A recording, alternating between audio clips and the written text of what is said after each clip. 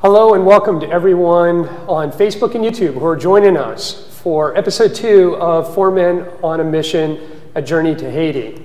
My name is Jim Washock. I'm the Online Communications Director at West End Assembly of God, and we are coming to you from the gallery at WEAG, where we are going to hear from the 3 gentlemen to my left here about their experiences on a medical missions trip to Haiti that they went on last September. Now, if you did hear me correctly, I did say 4 men on a mission, and yet there's only 3 here. Some of you may recognize what you're seeing here tonight and may be wondering if you're experiencing some deja vu. Did this not happen before? And you are correct. If you caught us a few weeks ago, we were here with these guys plus another to hear from their experiences when they were on this trip.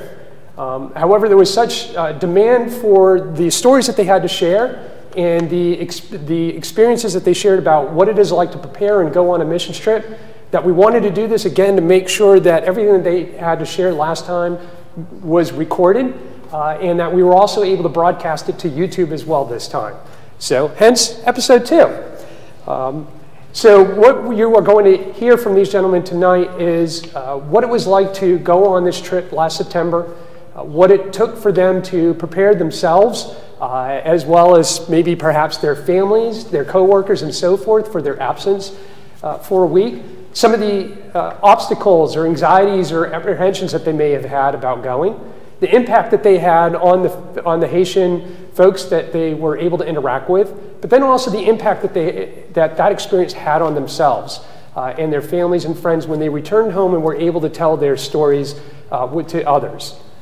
Like I said, we are coming to you from the gallery at WEAG, and so you see behind us some amazing photography that was actually shot on the trip by one of our panelists here this evening. And so this Portrait of Haiti gallery is open for the public to come and look at from roughly 9 a.m. to 5 p.m. Every day of the week. But this gallery will only be up through next Thursday, March 8th. So if you have not had opportunity to see it yet, we certainly encourage you to do so.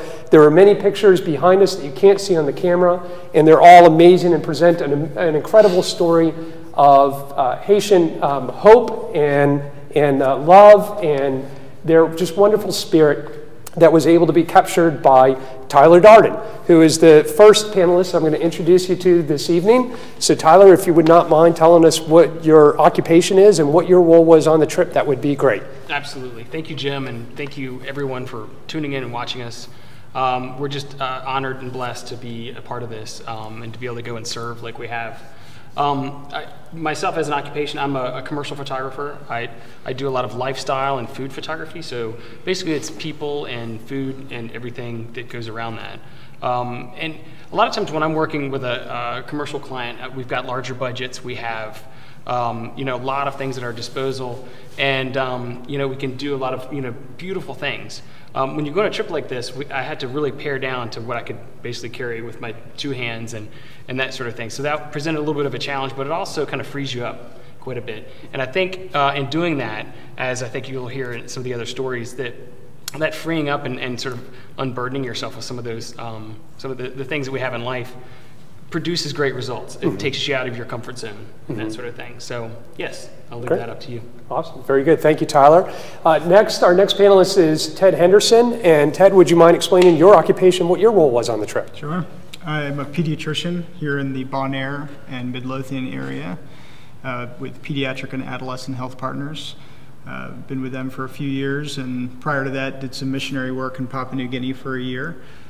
So I'm not unfamiliar with the third world medical healthcare scene, and I very much wanted to continue serving. And so the Haiti trip put on by West End Assembly of God, that now looks like it'll be an annual trip, and I'm looking forward to this year's trip as well, was a great opportunity for me to enter back into the mission field and serve. Okay, very good. And our third panelist is Will Reynolds. And Will, same questions. Would you mind sharing what your occupation is and what your role was on the trip? Sure. I'm a sales rep. I sell medical devices in urology, gynecology, and my role on the trip was to clean the instruments for Dr. Jefferson and Dr. Laughlin, and any other instruments that need to be cleaned. All right, very good. Well, thank you guys. And to our viewers, I do want to encourage you, since of course for those of you that are watching live right now, this is an interactive session. I have a series of questions that I have prepared to ask these gentlemen, but certainly we want to hear from you. This is your opportunity. If you have any questions whatsoever about what it's like to prepare for, to go on, and to share your experiences of a missions trip when you get back home, this is your opportunity right now to go ahead and ask those questions. And we will certainly answer as many of those questions as we can over this 45-minute live session. And for those of you that we are not able to answer your question during this time, we'll certainly follow up and get answers to you after the fact. But again, please go ahead and ask your questions within the comment area. And we also encourage you to go ahead and hit the like buttons and the other reaction buttons that you see at the bottom of your view screen, because that certainly helps give us an idea of what sort of things that we're saying that you find most interesting to you. And we also asked if you'd be so kind to share this stream right now on your feed. That will certainly help bring this important content to the attention of others that are friends of yours on Facebook or on YouTube. So we very much encourage you to do that. To get started, gentlemen, I want to ask you, and one or two of you feel free to chime in, about perhaps this may have been your first missions trip or maybe not, but a lot of folks that have not been on a missions trip before certainly are probably very anxious about what does it take to go on, and everything, all the preparation that is necessary, and all the obstacles that they may perceive to be in the way. If you think back to your first missions trip, what were some of those challenges that concerned you, and how were those things overcome? How were they dealt with? I'll start there. This was my first missions trip. Where I was part of the team, but really I was there to document everything as a photographer. And I don't have, it's a medical missions trip, so I didn't have any of the medical expertise and that sort of thing. But what I really wanted to do was prepare myself to see what's going on and to see the interactions between the doctors and the patients, and really try to tell those stories. And it was just a beautiful thing just to watch and just to kind of float around all the stations and see the nurses interacting with the Haitian people, and then they would go to a doctor station, and people were in great pain, or they weren't feeling very well, but oftentimes the doctors would coax a smile out of them, or there would be some sort of interaction there that was it was just a really beautiful thing, even though they couldn't really communicate through the language. So preparing me, it was mostly, just to kind of prepare my heart for whatever God had for us, and, just being open to that. Yeah. Absolutely. Yeah. Anyone else response to that question? I mean, I think the biggest concerns for most people that have not been on a mission trip is time and money. Can I afford it, and do I have the time to take off to do it? And, the biggest thing is just to say yes. If you do that, God will certainly pave the way for the rest of the trip to happen. Yeah. So, very good. And I mean, to pull a trip off like this, thousands of dollars worth of medicines that we're bringing into the country that we couldn't do without the support of generous members of West End Assembly of God in our community donating for people to go on missions trips like this. But there is taking time off from work. There is, organizing, family to come in and help with the kids while you're gone. But God works in hardship. God works in being willing to take a step. You let Him guide the direction of that step. So, we're willing, and God sent us, and it worked out well. Yeah, very good. Why even go on a missions trip? There's certainly, as you mentioned, Ted, it costs a lot of money to go.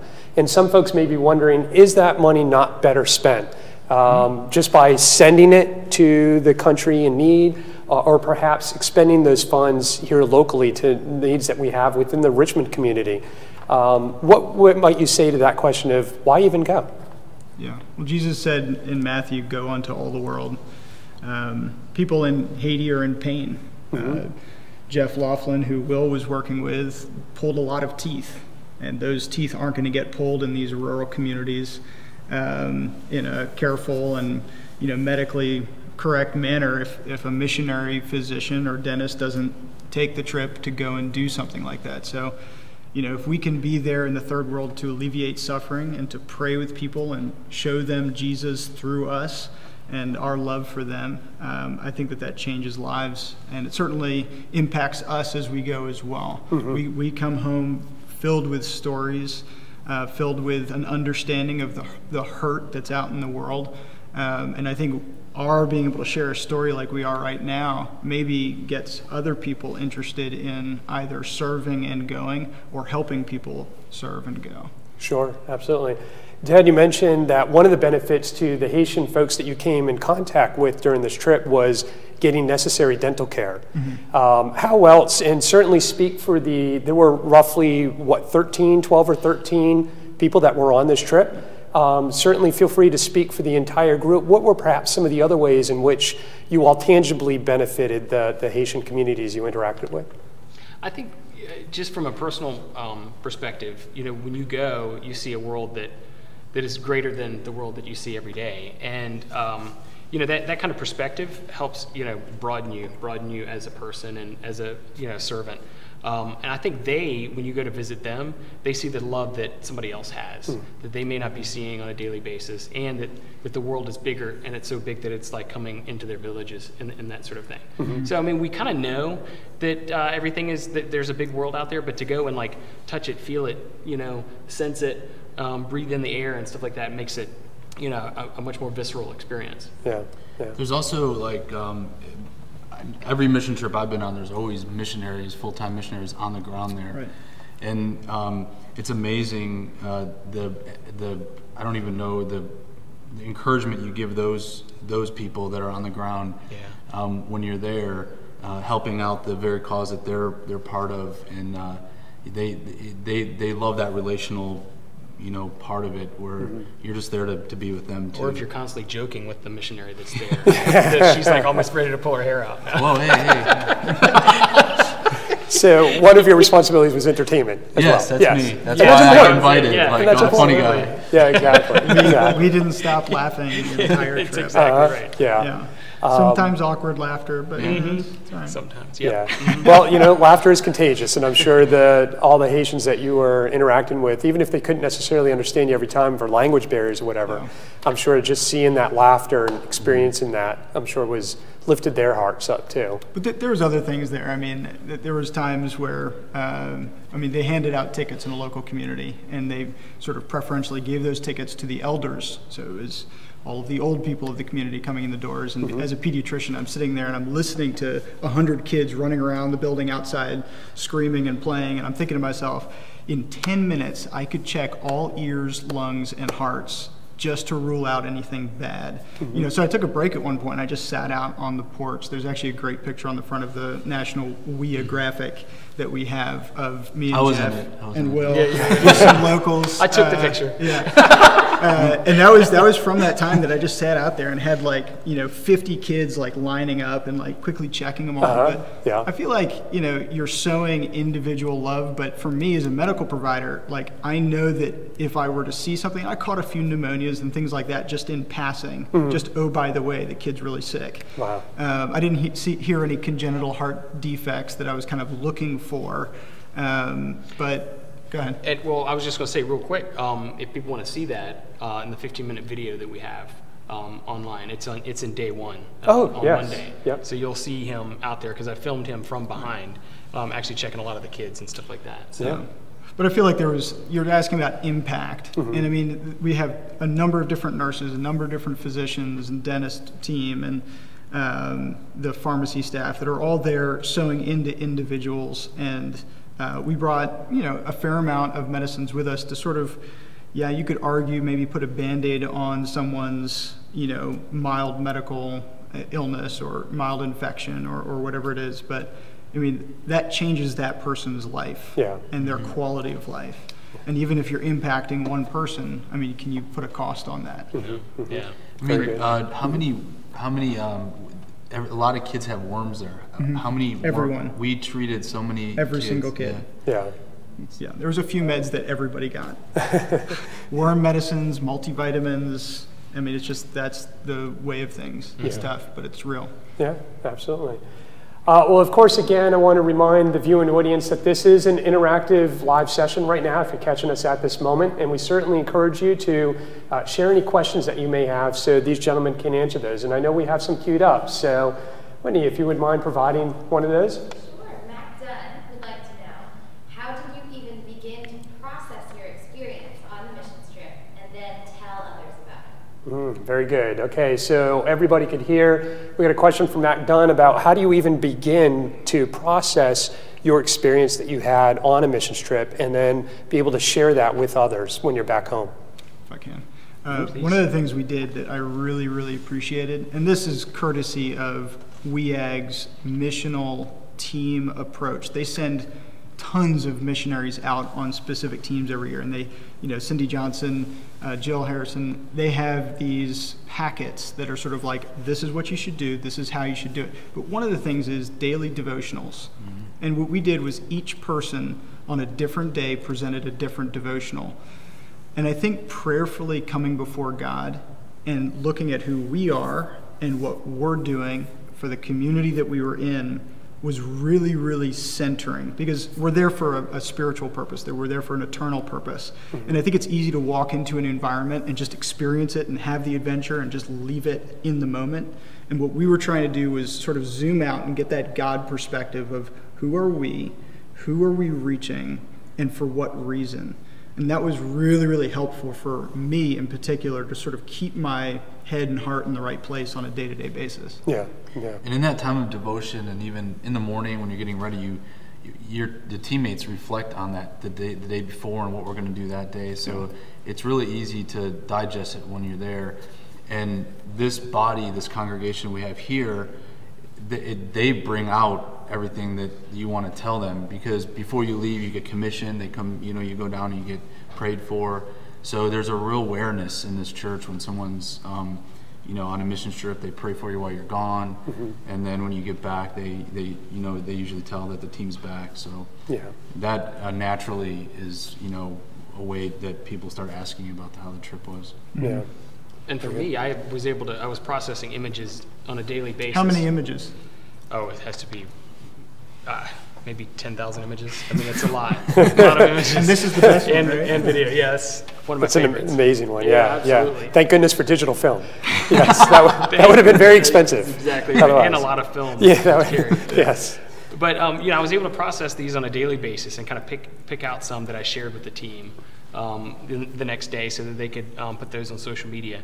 So we pulled those out, and then after I got back, I was able to go through and kind of remember those stories and kind of craft those into pictures and days and stuff like that. And then a couple months after that, we did the video. So I was like seeing it, with time in there, and that helped me distill some of the stories and the moments a little bit better. So some images that initially jumped out at me weren't as strong as others, on a later edit and that sort of thing. So, and I hope that they were able to, you guys, when you viewed those things, you're able to kind of see, and that brings back these kind of memories. So you definitely forget a lot in the moment. I mean, you see 100 people in a day, you might remember one face, that was a striking conversation or a really wild medical presentation or something. Yeah. So looking back on the pictures, you're like, oh, I do remember that. That was a really interesting kid or whatever. Yeah.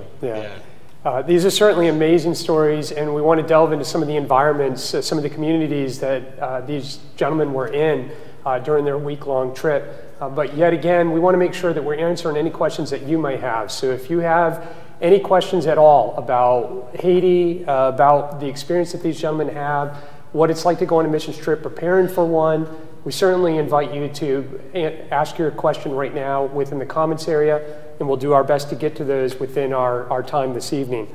Gentlemen, certainly I want to you're all guys, and as men, we tend to feel that we have a lot of pressure on us in regards to being busy, productive, providing for our families, so on and so forth.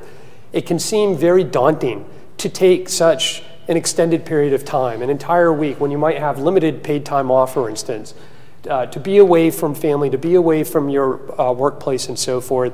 How do you kind of prepare everybody within your world here in Richmond for your departure for a week-long time, and how do you even reconcile it to yourself of like it's okay to go? Well, I've committed to the trip maybe a little bit more than a month before the trip, so it was a little bit last minute for me. We have 3 kids, and I've got an amazing wife, but this happened like right after the first week of school, so everybody was still adjusting to school schedule and that sort of thing, but my wife just has this way of just kind of keeping everybody on track, and she works as well, and we've got some wonderful parents in town that help us out and stuff like that too. So everybody, I think, when you commit to something like this, like we alluded to before, God's, if it's His will, He's going to make everything, kind of work well together. There's going to be some hardships, obviously, and some sacrifices and whatnot, but for the most part, everything seemed to go really well for us. Yeah. Anyone else? I guess I was going to say that one of the things about mission work, especially in the third world, I don't think everybody gets to go. But I think we as a church do a pretty good job of giving people that can't go the opportunity to partner with us by financially supporting or prayerfully supporting, being involved in the missional going from a home base. And I think that does help a lot when the going missionaries basically recruit people and say, hey, partner with me on this. I want to take you there with me in spirit. I want you to be there with me and help me go do this thing for God. And I think that's one of the ways that we as a community do a good job of, pulling together, and it worked out pretty well. Okay, very good. And getting ready for a mission trip's not too much different. The mundane stuff at home, getting ready to go on a vacation. Spiritually, it's a little bit different. You try to prepare your hearts a little bit differently than what you would if you went on just a vacation. But I think a lot of people, I have a very good support system at home. My wife is very supportive of this type of work. So well, and this time we had a hurricane that was just swiped the top part of the north side of Haiti, and I think we were meeting the week before or a couple days before, not knowing really exactly if we were going to go. And we ended up like leaving and sort of leapfrogging the hurricane. Like we left and it had gone by the north end of the island maybe 2 days before. Not too much damage to where we were because we were more on the south end. Sure. But everybody was kind of biting their nails on that. It was kind of touch and go. But I think it was like entering like Florida or something like that as we were sort of flying around it. Gotcha. Yeah. Okay. The airplane was really bumpy. Yeah. I'm just playing. Had that barf bag right in hand, right, just in case. I believe we have a question. Seth. Sort of. Yes. Joe Darden would like you to talk about the prison. Dr. Jefferson talked about it in her My Story, and it was such a life-changing day. We'd love to hear more. Absolutely. And before I have these guys answer that question, we made reference, well, first of all, the question is if these gentlemen would talk about their time that they spent, a day that they spent in a prison, ministering medically and otherwise to the prisoners that were there within this prison. So I'll have them tell you about that in a moment. But reference was made in the question to a video of one of the other team members, Dr. Karen Jefferson, an OBGYN here in Richmond. She produced a video that we have available on a website called themystoryproject.com. Again, that's themystoryproject.com. And it should be the top video once you go to that website. Certainly encourage you to check that out. It's only about 6 to 7 minutes long, but it will make an impact to you as a viewer. So, gentlemen, the prison. Ted, please tell us about the prison. I think we were all a little trepidatious about entering a prison in a very dark country. Most of the people we could imagine as being terrible murderers or something. We'd heard bad stories on everything. I mean, and you guys knew in advance you were going to be in a prison too, right, I believe? Yeah. So it wasn't a surprise once you got there. Wednesday. Okay. On Wednesday?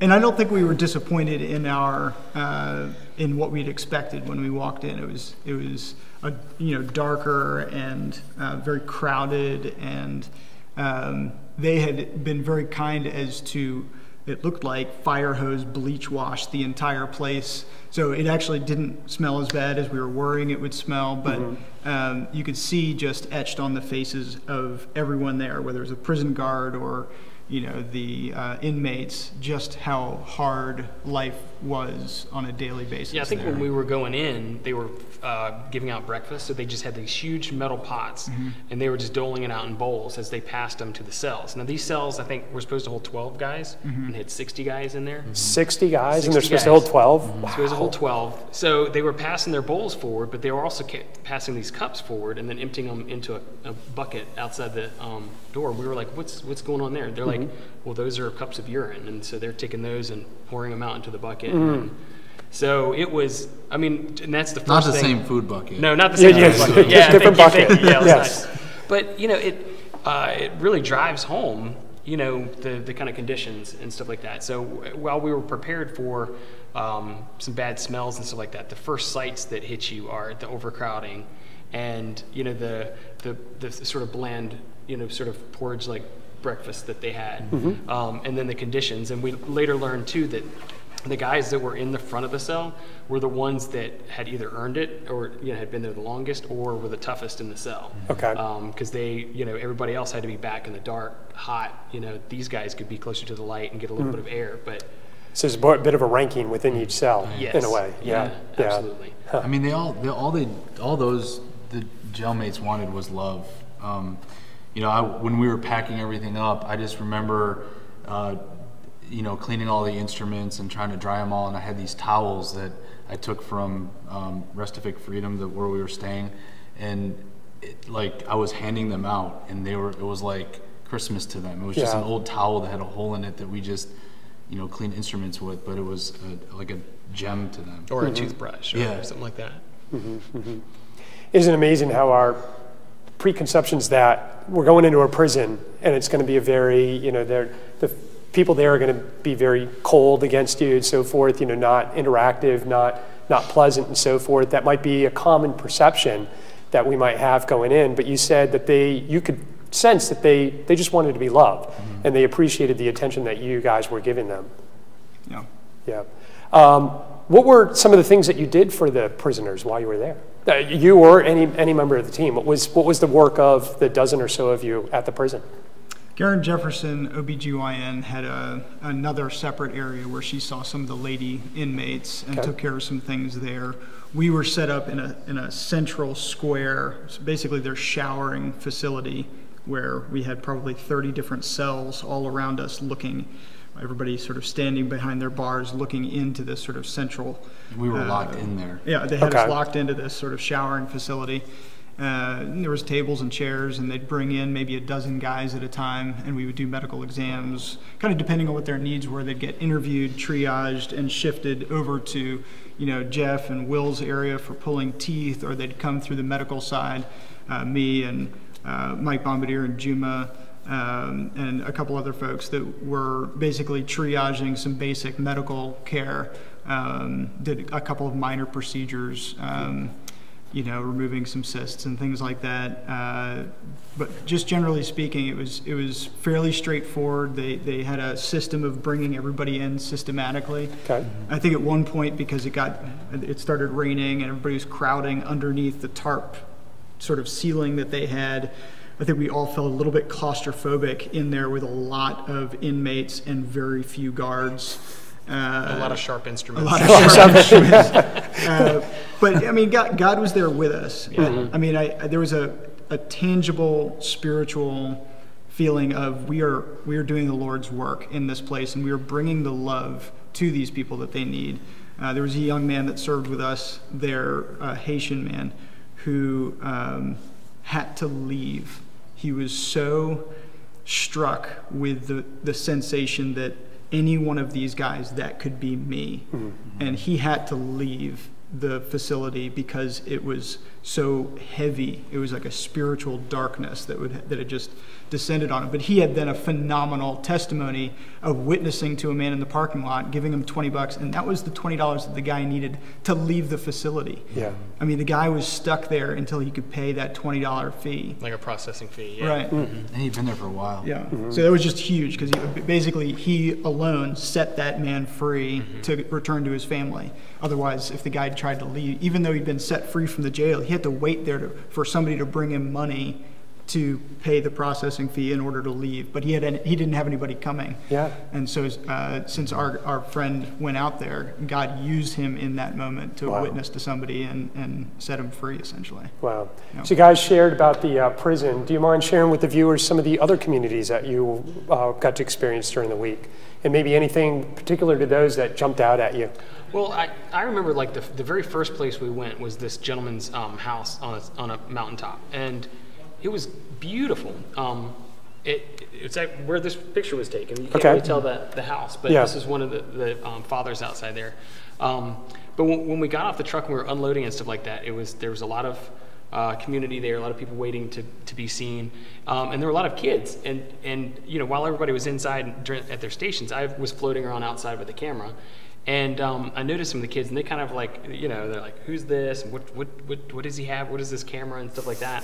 So I just merely put the camera down and just started like, playing some games with them. Different things like, slapping your hands and stuff like that. Like, just how fast can you pull your hands away? And by the, 5 minutes, I had them all giggling, and they were all like trying to crowd around, trying to play, different games like that. And we did that at a couple places. And I think that just brought a little moment of joy, and just, we try to play with them and not create a wall of separation there, but just to like really kind of go in, but not disrespectfully, and just try to bring that little bit of brevity or levity to the situation.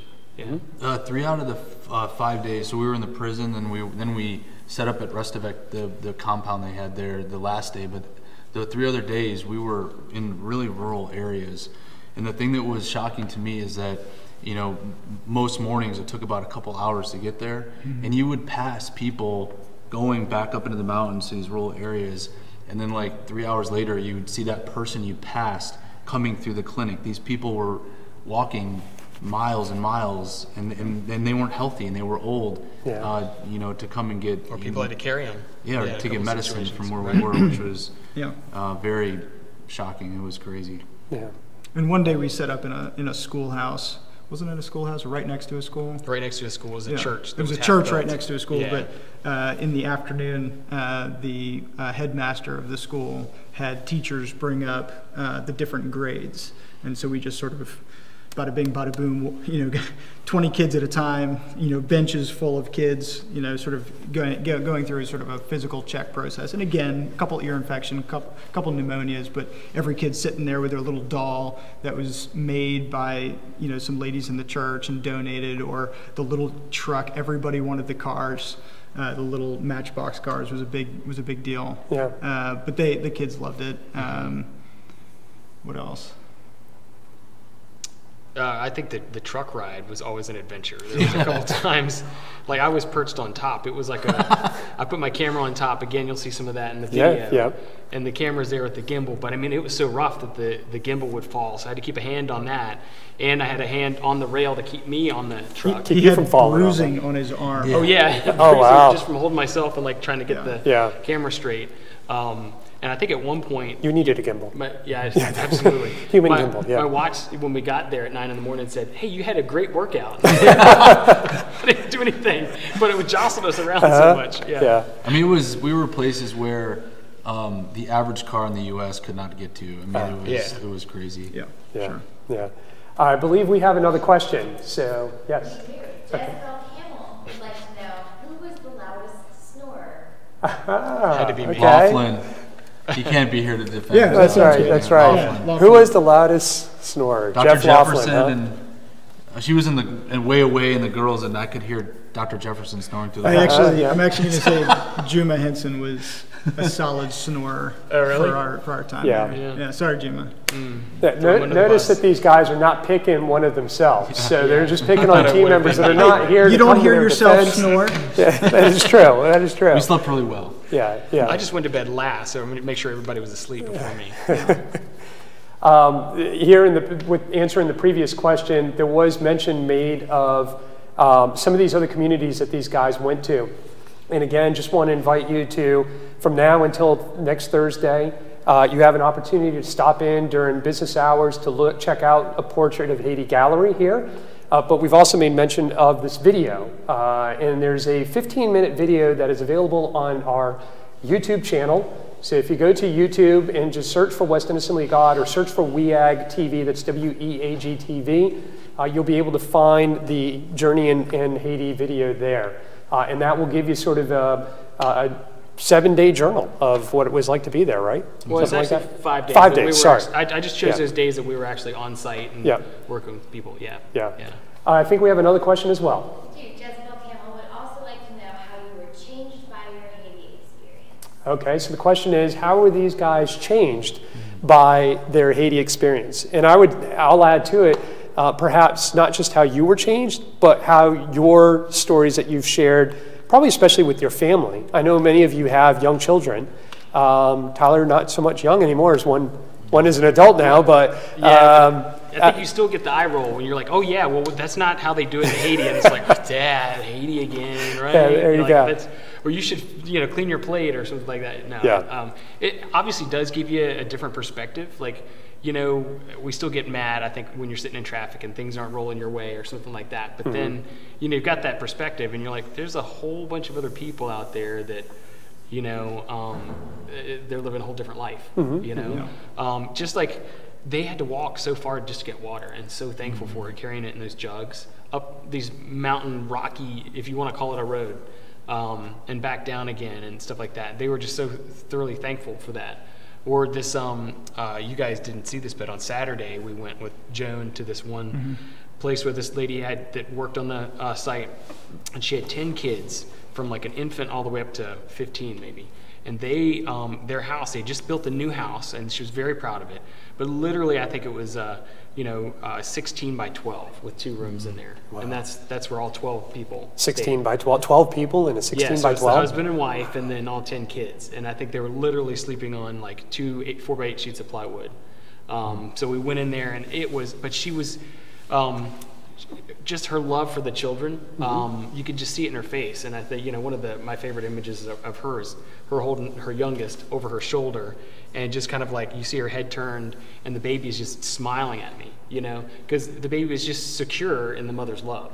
And sometimes, humanity, like God created us all equal in that respect, and we have these emotions and stuff like that. And just seeing that, even though our circumstances are different, just seeing that love for the for the child, and that's the whole reason why we went down there to help with Restavec, is because a lot of these moms don't have or parents don't have the resources to educate those children, so they send them to somebody they know in a bigger city, and they take advantage of them in the bigger cities and don't educate them, and rather put them in a more servant type position where they're they're not doing anything. Yeah. They call that Restavec. Okay. And so that's what we keep alluding to, Restavec freedom. Yeah. Either one of you, how else would you say that the trip potentially has impacted you in the time since, or perhaps your family or other people that you've shared these stories with? I mean, even when we were in the Restavec, compound, is that what we call it, the compound? Sure. There's a lot of poverty right around there. Even I mean, the whole country is poverty-stricken, and just like giving a little boy that's like my son's age or my daughter's age, it's like 6 or 8, a candy bar. It might be the only thing they eat that day, and that stuff just sticks with you, and it's heavy on your heart. They can't fathom that we can go to our fridge and eat until we are so full we don't even know what to do with ourselves. Yeah. And that's the stuff I try to bring back to my kids and say, man, we're blessed here, and we have to try to make a difference. Yeah. How might you guys say, for those of you that have potentially been, I think you guys have been on some other mission trips, would you say that this trip was most similar to other ones that you've been on, or considerably different? How might you compare it to other trips you've been on? I, for one, have never seen, Haiti is, like, the poverty there is unbelievable. I've been to Brazil, and it still doesn't match up to that. Some people would get there and think Haiti is a hopeless place. Yeah. It's really poverty-stricken. So. Impoverished. Mm-hmm. Yeah. For me, having had some experience in Papua New Guinea that had similar low quality of life, subsistence living, I was reminded in my time in Haiti of the call that God had very heavily put on my heart to be a missionary and to serve out into the world, not just stateside. I think that was going to Haiti was a little bit of an eye-opener, that I don't have to travel to the other side of the world in Papua New Guinea in order to serve a very destitute people. Mm-hmm. And I've got people right around the corner that are in just as much need. But there are people here in Richmond who live, compared to our standards, very impoverished lives. There are a lot of refugees living in very crowded situations right here in Richmond.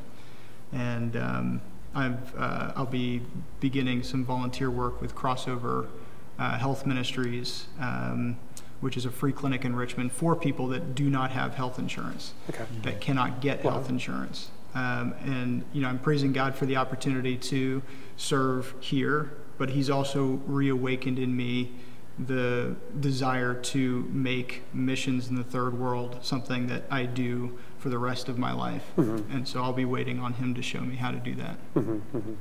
Gotcha. Very good. Yeah, I think that's an important thing to bring up, and thank you, Ted, for helping all of us to realize or keep in mind that missions does not necessarily mean you have to travel out of the country. Here in Richmond or wherever you might be viewing this evening or later on as this is recorded, you likely can very well find folks that could benefit from your warmth, your love, you be in the hands and feet of Jesus within their own lives and so forth as well. I think that also gives a great opportunity for us to bring our families along into service opportunities as well, right, and to help to remind them that not everybody has the same circumstances and there's potentially the same opportunities, and but that there shouldn't be this conception of us versus them, or we versus them. It's an us. It's an all of us, right? And so we all really need to be looking out for one another. In what other ways potentially have you guys been involved in even local missions, local volunteer work, that you might draw some parallel connections to your trip to Haiti or elsewhere? There's a great ministry that our church, West End Assembly of God, partners with called Caritas, homeless ministry here in Richmond. My wife, Rachel, is very involved with that. The church hosts families and individuals every summer for a period of time to spend a couple of weeks in the church. They get equipped, they get fed, they get equipped to find a job, they get equipped to get their lives back together.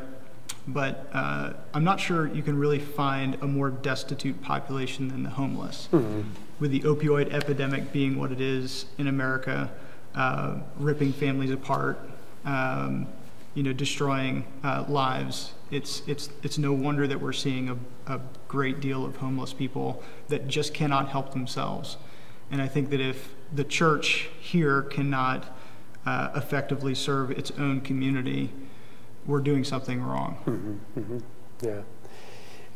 Either you guys, any other thoughts on that question, or perhaps how this trip potentially has inspired you to be involved locally, or perhaps what you're aware of that folks who may be watching who don't necessarily have the means to go overseas could potentially be involved locally? Well, right after I came back from Haiti, I did some work with Walmart, mm-hmm, and I know that's not a destitute organization, but the whole mission of that they wanted to communicate was how they give back to the communities. Mm-hmm. And one of their biggest donors in the community is Feed More.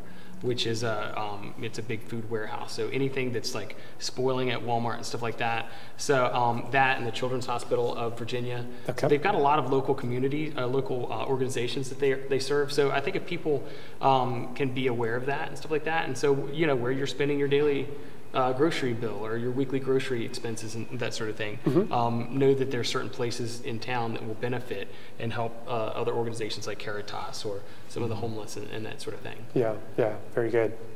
Will, anything else? I mean, I've been involved with Caritas. Yeah. I work locally here with surgeons, urologists, and I try to provide some equipment for missions every once in a while. So. But there are a lot of parallels to doing what you can do there and also here in your own community. Yeah, thank you. Well, gentlemen, we're at the end of our time this evening. I certainly want to thank you for showing up once again to make sure that folks can hear these incredible stories and be inspired and encouraged to perhaps step out of a comfort zone and embark on a mission trip, whether it's internationally or even locally within your own hometown. It's definitely doable, regardless of your life circumstances and what you may feel that you have or do not have in regards to occupational talents and skills and resources and so forth. As you've heard this evening, it really just takes a willingness to be involved. And then through prayer and the great support of so many others, you will find a way. There will be a way. God will make a way for you to be able to share the love of Christ through your feet, your hands, your mouth, your ears, and so forth to a world that very much needs to be reminded of just how much love and hope and joy is present, which we can oftentimes forget about on a daily basis. And if you're not quite sure how you can plug in, or perhaps if you don't know what opportunities are available to you, feel free just to comment, continue to comment on this video on Facebook or on YouTube. Feel free to go to our website at weag.org, weag.org, and feel free to ask us questions there. You'll find contact information for our missions department, and they could certainly put you in touch with trip opportunities that we have, including going back to Haiti this coming September, or even opportunities to be involved right here within Richmond or potentially within your hometown. So thank you once again, gentlemen, for participating this evening and sharing these experiences with us. Thank you to everyone that's viewing right now. We certainly encourage you again to leave any further questions as comments, and please feel free to share this video with others that you feel could benefit from this information as well. Thank you.